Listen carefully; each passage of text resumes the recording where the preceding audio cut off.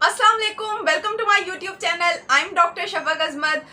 एक हकीकत है या एक साइकोलॉजिकल फैक्ट है कि पहले हम लोग किसी को गुड देने के लिए, किसी को इनकरेज करने के लिए हम थम्स अप करते थे, लेकिन अब क्या होता है, हमारे थम्स डाउन रहते हैं। क्यों डाउन रहते हैं? क्योंकि हर वक्त हम टेक्सटिंग करते हैं या मोबाइल में गेम्स खेलते हैं, तो हर वक्त हमारे थम्स डाउन होते हैं।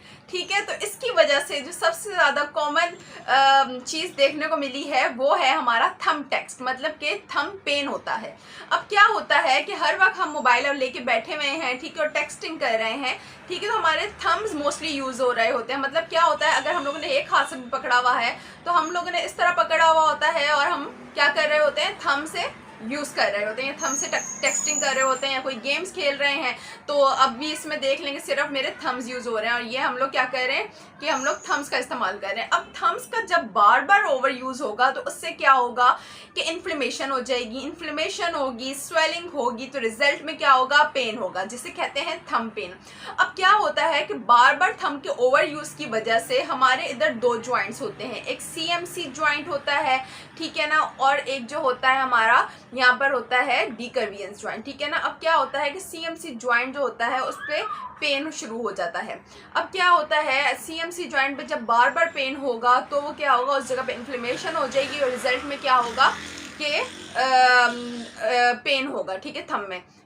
कोई भी यूज़ कर रहे होंगे, किसी भी एक्टिविटी में अगर यूज़ कर रहे हैं तो उसमें पेन होगा।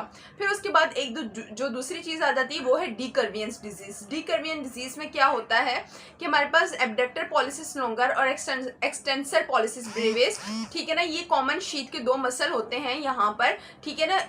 इसमें भी क्या हो जाता है, इन्फ्लेमेशन आ जाती है, यानी कि एक CMC जॉइंट हो गया और एक यहाँ पर वो जो कॉमन शीट आ जाती है, ठीक है ना, उस पर इन्फ्लेमेशन आ जाती है। अब जब इन्फ्लेमेशन आ जाती है तो हमारी ये पूरी जगह जो होती है दर्द करती है, ठीक है ना। यानी अगर हम टेक्सटिंग भी कर रहे हैं या कोई हैवी वेट भी लिफ्ट कर रहे हैं तो हमें उसमें भी पेन हो रहा होगा।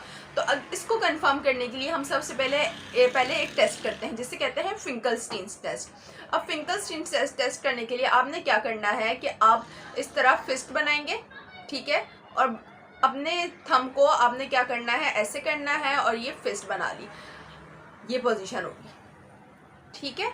अब फिस्ट बनाने के बाद आप अपने इसको इस पोजीशन में लेकर आएंगे, ठीक है। अब मैं आपको सामने करके दिखा रही हूँ, लेकिन आपने अपने हाथ को ऐसे करना है। जब आप ऐसे करेंगे तो आपको इस जगह पे पेन जाता हुआ महसूस होगा, और जिनका बहुत ज़्यादा एक्सट्रीम होगा, मतलब थंब यूज़ या थंब पेन उनका जिनका एक्सट्रीम होगा, वो शूटिंग पेन होगा, मतलब चुभता हुआ जाएगा और बहुत तकलीफ होती है इसमें, इस टेस्ट में। इससे डायग्नोस हो जाता है कि हमें थंब पेन है, ठीक है ना, और हमारे ये मसल्स जो हैं, ये जॉइंट जो है, ये सही वर्क नहीं कर रहा। तो ये एक टेस्ट होता है जिसे कहते हैं फिंकलस्टीन टेस्ट। ये आपने करना है, ठीक है, इससे आपको समझ आ जाएगी कि आपका ये है इशू या नहीं है। अब ये होता क्यों है, ठीक है, होता इसलिए है कि जब हम बार बार अपने थंब को यूज़ कर रहे होते हैं और एक्सेसिव यूज़ कर रहे होते हैं, ठीक है, तो उससे क्या होता है कि इन्फ्लेमेशन हो जाती है और स्वेलिंग हो जाती है, और रिजल्ट में क्या होता है कि थंब पेन सिवियर किस्म का स्टार्ट हो जाता है, क्योंकि एक तो हम उसकी ट्रीटमेंट नहीं ले रहे, फिर उसके बारे में हमें नो हाउ नहीं है, तो ये चीज़ें काफ़ी मैटर करती हैं। फिर उसके बाद आ जाता है एक और चीज़ जो होती है कि ये इसके अलावा जिनको डायबिटीज़ होती है उन लोगों में भी कॉमन होता है ये थंब पेन, ठीक है। अब इसमें एक जो चीज़ हम लोगों ने देखी है वो ये है कि अगर आपको स्टार्टिंग में आपको लगता है कि आपको पेन हो रहा है तो आपने शुरू में आइसिंग करनी है, ठीक है। मैं आपको पहले भी अपनी वीडियोस में बता चुकी हूँ कि आपने आइसिंग शुरू में करनी है अगर आपका इनिशियली डायग्नोस होता है कि आपको इस तरह का पेन हो रहा है। पेन अगर हो रहा होता है तो उससे क्या होता है, आइसिंग करने से वहाँ पे इन्फ्लेमेशन कम हो जाती है, स्वेलिंग कम हो जाती है और पेन काफ़ी हद तक रिलीफ हो जाता है। फिर उसके बाद आपने ये करना है कि कुछ एक्सरसाइजेस करनी है, क्योंकि बीइंग अ फिजियोथेरेपिस्ट मैं आपको कुछ एक्सरसाइजेस बताऊंगी जो थंब पेन के लिए बहुत बेनिफिशियल है। सबसे पहले आपने जो एक्सरसाइज करनी है वो है trigger point release. Trigger point release के लिए आप क्या करेंगे, अपने थंब के इस जॉइंट पे, ये देखें, ये जॉइंट जो है ना, ये हड्डी से निकली हुई होती है।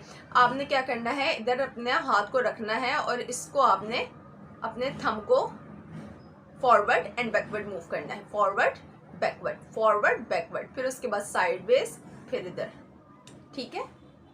ये आपने एक एक्सरसाइज करनी है, इसे ट्रिगर पॉइंट रिलीज भी कहते हैं, ताकि अगर इधर कोई ट्रिगर बना हुआ है, यानी कि गट जिसे कहते हैं उर्दू में, वो अगर बनी हुई है तो वो रिलीज हो जाए।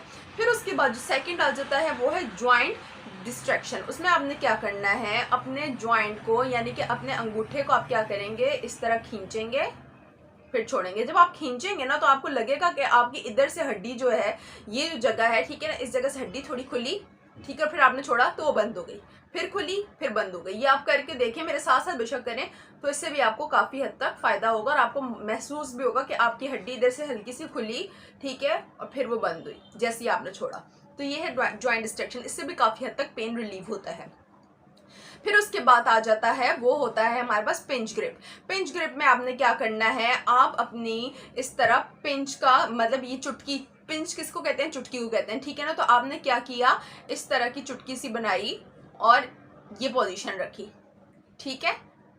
फिर इसी तरह नेक्स्ट फिंगर पे और थंब का करना है, इसी तरह दूसरी फिंगर, और ये आपने पांचों, आपने मतलब 4 उंगलियों और अपने एक थंब से आपने ये पोजीशन बनानी है, इसे पिंच ग्रिप कहते हैं, ये आपने लाजमी करनी है।